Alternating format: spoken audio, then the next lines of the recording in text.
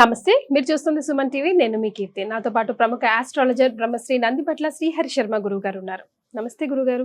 వాగర్థావివ సంపృక్తౌ వాగర్థ ప్రతిపత్తయే జగతః పితరౌ వందే పార్వతీ పరమేశ్వరౌ. సదాశివ సమారంభాం శంకరాచార్య మధ్యమాం అస్మదాచార్య పర్యంతం వందే గురు పరంపరాం. ఆదిత్యాయ చ సోమాయ మంగళాయ బుధాయ చ గురు శుక్ర శనిభ్యశ్చ రాహవే కేతవే నమః. శృంగేరి జగద్గురు పీఠాధిపతులకి, కంచి పీఠాధిపతులకి నమస్కారములు తెలియజేసుకుంటూ కార్యక్రమాన్ని ప్రారంభిద్దాం. గురుగారు, సంవత్సరానికి 24 ఏకాదశులు వస్తూ ఉంటాయి. ఒకదానికి ఒకటి పరమ పవిత్రమైనదని చెప్తూ ఉంటాం. కానీ పుష్యమాసంలో వచ్చే ఈ ఏకాదశికి చాలా విశిష్టం ఉంది. ఏ రకమైన సంకల్పమైనా ఒక్కసారి చెప్పుకుంటే నెరవేరుతుంది అని చెప్తున్నారు. ఎందుకు పుష్యమాసంలో వచ్చే ఈ ఏకాదశికి అంత ప్రాధాన్యత? అసలు ఎవరెవరికి వర్తిస్తుంది?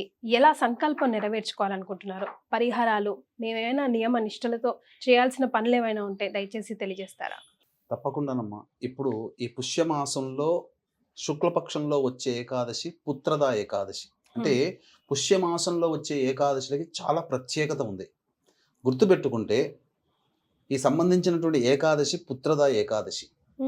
తర్వాత ఈ కృష్ణపక్షంలో వచ్చే ఏకాదశి షట్తిల ఏకాదశి. శక్తిలా ఇవి రెండు కూడా మానవుణ్ణి ఉద్ధరించడం కోసమే. కేవలం మానవుని పుణ్యం సంపాదించుకోవడానికి కాదు. మానవుడు ఉద్ధరింపబడేది ఎప్పుడు? తన వంశము, తన తరము ఇంకొక ముందుకు వెళ్ళినప్పుడు. అంటే శుక్లపక్షంలో వచ్చే ఏకాదశి వ్రతం ఆచరించడం ద్వారా సంతానం కలుగుతుంది. సంతానం కలిగితే ఉద్ధరింపబడతాడు కదా. తర్వాత పితృదేవతల్ని కూడా ఉద్ధరించేది ఈ యొక్క ఏకాదశి. మనకున్నటువంటి అనేక ఏకాదశులలో పితృదేవతల యొక్క అనుగ్రహాన్ని ప్రసాదించే ఏకాదశి ఇది ఒక్కటి మాత్రమే. అంటే మనకేమో ఇది పుష్యమాసం, కానీ నార్త్ సైడ్ వాళ్ళకందరికీ ఆల్రెడీ మాఘమాసం ప్రారంభమైంది, పౌర్ణమితోనే ప్రారంభమైంది. అక్కడ వాళ్ళకి మాఘమాసం కింద లెక్క.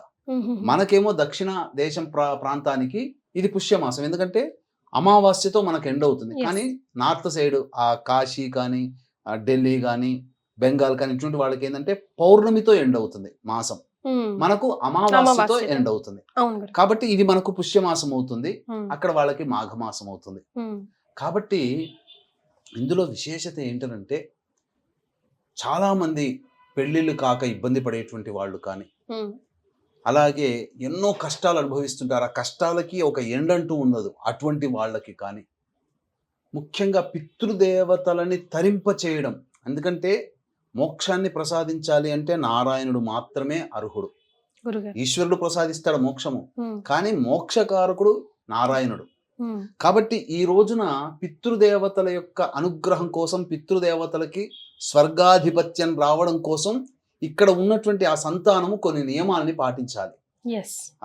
గురుగారు, ముఖ్యంగా సంతానం కోసం ఎంతైతే పాటు పడుతున్నామో సత్సంతానం కోసం కూడా అంతే ఇబ్బందులు పడుతూ ఉన్నారు గురుగారు. సో వాళ్ళకు కూడా ఉపయోగపడుతుంది? తప్పకుండా ఇది ఉపయోగపడుతుంది. పితృదేవతల ఆశీర్వచనంతో సత్సంతానం లభిస్తుంది.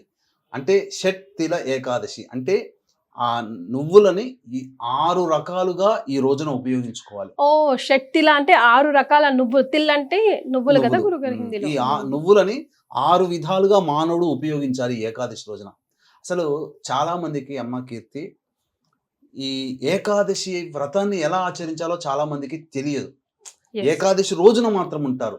అసలు ఏకాదశి వ్రతాన్ని ఎలా ఆచరించాలంటే దశమి రోజు రాత్రి ముందు, ఏకాదశి ముందు దశమి కదా, ఆ రాత్రి ఎటువంటి ఆహారం తీసుకోకుండా నిరాహారంగా ఉండాలి.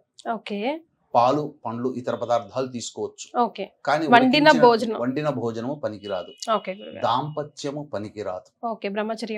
దశమి రోజు రాత్రి. తర్వాత తెల్లవారు ఎలాగో ఏకాదశి వస్తుంది కదా, ఆ ఏకాదశి రోజున ఉదయాన్నే లేచి 6 రకాలైనటువంటి నువ్వులని 6 రకాలుగా వినియోగించుకోవాలి. ఏకాదశి రోజున చాలా మందికి తెలిసిందే ఎటువంటి భోజనము ఆచరించరు, కానీ ఈ రోజున నీటిలో నువ్వులు నానబెట్టి ఉన్నటువంటి వాటి నీటిని తాగాలి. మొట్టమొదలుగానే స్నానం చేసే విధానం ఎలా ఉంటుందంటేనమ్మా, తిలల్ని బకెట్లో నీళ్లు పోసుకుంటారు కదా, ఆ నీళ్లలో నల్ల నువ్వులు వేసి ఆ నీళ్లతో స్నానం, అంటే శరీరం నుంచి ఆ నల్ల నువ్వులు జారువాడాలి. లేదు అందరూ షవర్లో పెట్టుకుంటారు, కొన్ని నీళ్ళలు తల మీద వేసుకొని షవర్ మీద స్నానం చేసిన ఆ యొక్క శరీరం నిండా తిలలు ఇలా ఉండాలి. తిలలు అంటే నువ్వులు. తర్వాత స్నానం చేసిన తర్వాత శుచి అయిన తర్వాత నువ్వులు పిండిని ఉమ్. ఒంటికి రాసుకోవాలి ఆ రోజు ఓ, స్నానం చేసిన తర్వాత. స్నానం చేసిన తర్వాత. ఓకే. ఇది రెండవది. ఉమ్. ఆ విధంగా ఉండాలి. ఇక మూడవది, స్నానం చేయగానే ఆ నల్ల నువ్వులను అలా ఒంటికి రాసుకుంటారు కదా, పిండి ముద్దను రాసుకున్న తర్వాత తులసి చెట్టు దగ్గర ఉమ్. విష్ణు ప్రతిమ కానీ చిత్రపటం కానీ లేదా తులసి చెట్టు దగ్గర అష్టదళ పద్మం వేయాలి. ఉమ్. వేసిన తర్వాత అక్కడ అందులో ఆవు నేతితో దీపారాధన చేసి విష్ణు ప్రతిమ గనుక ఉంటే ఉమ్. విష్ణు సహస్రనామ పారాయణం చేసి ఉమ్. విష్ణు అష్టోత్తరముతో తిలలతో స్వామివారి పాదాల దగ్గర వేయాలి. అర్చనలాగా చేయాలి. అర్చనలాగా చేయాలి, తిలలతో అష్టోత్తరంతో. అర్చన చేయాలి. ఓకే. ఇది మూడో రక విధానం. ఎస్. తర్వాత మనకు ఆ రోజున మంచినీరు తీసుకోవచ్చు, తప్పులేదు. ఏకాదశి రోజున మంచినీళ్ళు తీసుకోవచ్చు. ఓకే. ఆ మంచినీళ్ళలో నువ్వులు నానబెట్టినటువంటి నీటిని ఆ నువ్వులతో సహా మనం తీసుకోవాలి ఎప్పుడు తాగినా. ఇది 4వ విధానం. గురుగారు. ఇక 5, 6 విధానాలు మాత్రం చాలా అద్భుతమైనటువంటివి. ఇది చేతనైన కొలది, శక్తి కొలది వాళ్ళు చేయాలి. వీక్షించేటువంటి ప్రేక్షకులకి గమనిక, ఈ నెల 29వ తారీఖు రోజున మౌని అమావాస్య లేదా చొల్లంగి అమావాస్య అని అంటారు. ఇది చాలా ప్రభావవంతమైంది ఈ సంవత్సరం. ఎందుకంటే అమావాస్య రవి మాత్రమే ఉంటాడు, కానీ చంద్రుడిలో చక్కటి నక్షత్రం శ్రవణ నక్షత్రం ఆ రోజున ఉంది. కాబట్టి రవి చంద్రుల సమాగమం ఈ అమావాస్య అత్యంత ప్రభావవంతమైనది. దీన్ని దృష్టిలో పెట్టుకొని మానవులకి అనేక రకాల కష్టాలు వస్తాయి. కోర్టు సమస్యలు, శత్రు సమస్యలు, ప్రయోగ బాధలు, అలాగే ఈ సంబంధించినటువంటి వివాహ సమస్యలు మరియు ఉద్యోగపరమైనటువంటి సమస్యలు, ఆర్థికపరమైన సమస్యల నివారణకి దశమహావిద్యలలో భాగంగా ప్రత్యంగిరా హోమం, బగళాముఖి హోమం, ధూమవతి హోమం, వారాహి హోమం, రాజశ్యామల హోమాలు పర్ హెడ్ 2100కి చేయించడం జరుగుతుంది. అవకాశం ఉన్న వాళ్ళు కార్యక్రమ తదనంతరం కాంటాక్ట్ చేసి మీ గోత్రనామాలు నమోదు చేసుకోవచ్చు. ఇక 4 విధాలుగా నువ్వులను ఎలా వాడాలో ఈ ఏకాదశి రోజున చెప్పాను కదా.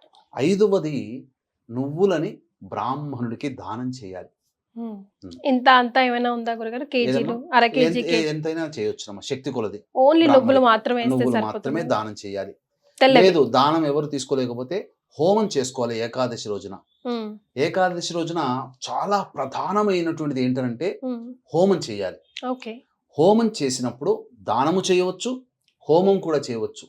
ఆ హోమంలో ఆ రోజున సకల పాప క్షయార్థము ఈ సంబంధించినటువంటి నువ్వులతో, నల్ల నువ్వులతో విష్ణుమూర్తికి సంబంధించినటువంటి నారాయణ హోమం, తెల్ల నువ్వులతో ఈశ్వర హోమం, రుద్ర హోమం జరిపించుకోవాలి. మానవుడికి సకల పాపాలు, గత జన్మ కర్మదోషాలన్నీ తొలగిపోతాయి. ఇక మధ్యాహ్నం రోజున ఆ తర్పణాలు, నల్ల నువ్వులతో తర్పణాలు వదలాలి పితృదేవతలకి. ఆ రోజున ఏకాదశి రోజున వదలాలి.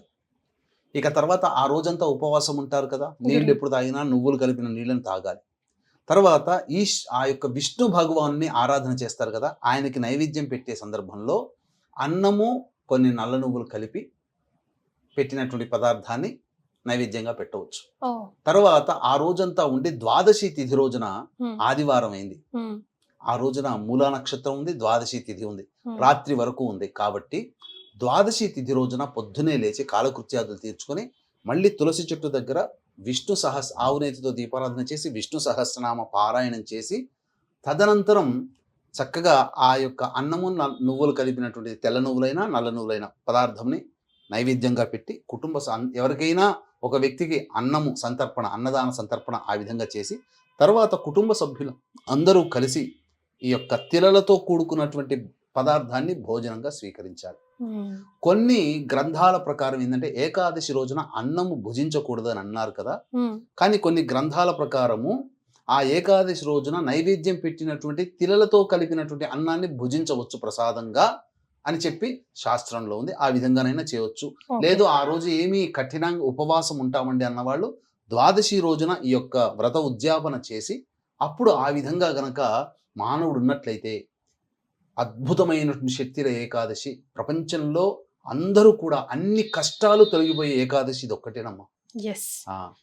పితృదేవతలు తరించే ఏకాదశి. కాబట్టి వీక్షించేటువంటి ప్రేక్షకుల్లో మహిళలు ఎంతోమంది ఉన్నారు. మీ భర్తల చేత, భర్తలు కోల్పోయిన వాళ్ళు మీ పిల్లల చేత ఖచ్చితంగా ఈ శక్తిల ఏకాదశి రోజున పితృదేవతల యొక్క అనుగ్రహం కోసం తర్పణాది కార్యక్రమాలు మీ పిల్లల చేత, లేదా భర్త లేకపోతే మీ పిల్లల చేత, భర్త ఉంటే మామగారు ఉంటే మామగారి చేత, మామగారు లేకపోతే భర్త భర్త. చేత ఖచ్చితంగా ఈ రోజున ఆ నియమాల్ని పాటిస్తూ తర్పణాది కార్యక్రమాలు వదిలించండి.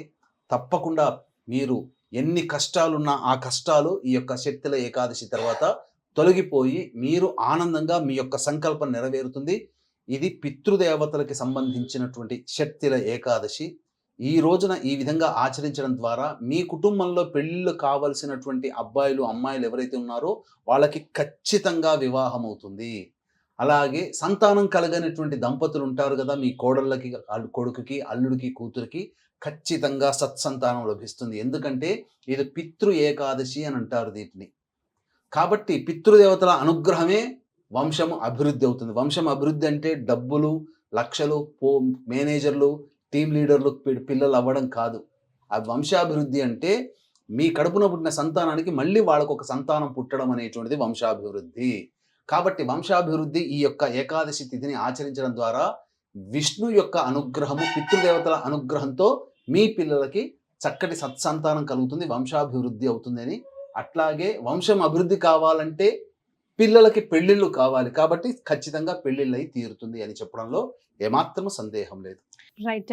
గురుగారు చెప్పింది విన్నారు కదా. ఎన్నో పండగలు పర్వదినాలు వస్తూ ఉంటాయి వెళ్తూ ఉంటాయి, కానీ గురుగారు చెప్పినట్టుగా మానవుల్ని ఉద్ధరించడానికి వచ్చే ఇలాంటి శక్తుల ఏకాదశి లాంటి రోజులు అతి కొద్దిగా వస్తాయి కాబట్టి వీటిని సంపూర్ణంగా మనం అందరం సద్వినియోగం చేసుకోవాలి. చాలా సంతోషం గురుగారు, ధన్యవాదాలు. సర్వం శ్రీ ఉమామహేశ్వర పరబ్రహ్మార్పణమస్తు.